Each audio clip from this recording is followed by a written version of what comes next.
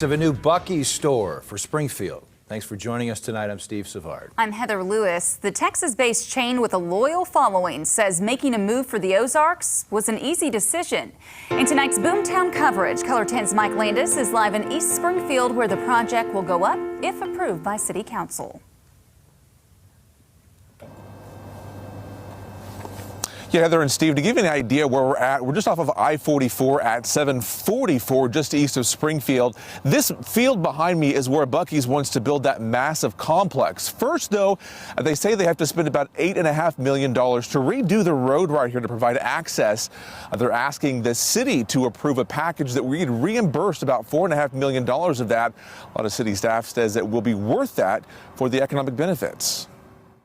It's been a while since there's been this much of a stir about a convenience store coming to the Ozarks. I think, we may see people coming to Springfield only for that reason, and then hopefully they'll stick around and see some of the other wonderful things we have to offer. So what is a Buc-ee's? It calls itself a convenience store, but you can see the size is more like a supermarket built just for travelers. It's not a truck stop. In fact, 18-wheelers aren't even allowed. The customers find 100 gas pumps, gift shops, and plenty of food. The chain has about 40 stores, most of those in Texas. We are a long ways from the Lone Star State. So how did Springfield and this empty field off I-44 and 744 land on the radar? They're really looking at major travel corridors, and I think sometimes for people that live in Springfield, you kind of forget, we're a pretty major travel destination, or at least we're on the path to a pretty major travel destination. The city's resilient economy was also a draw, and local leaders hope this spurs even more growth. It's something the folks in Leeds, Alabama have seen after landing their Buc-ee's last year. But in addition to itself,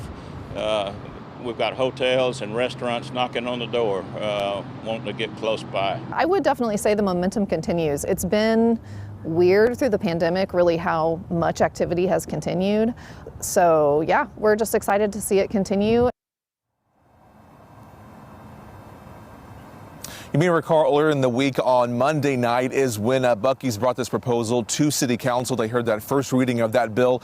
And that was also a time for people in the community, business leaders, residents, to express their support and opposition for this. Now, Council is expected to vote on this on January 24th in a couple of weeks. If that's approved, Buc-ee says it'll start construction. After that, it'll take about a year to get things open out here. Live in Springfield, I'm Mike Landis, Ozarks First.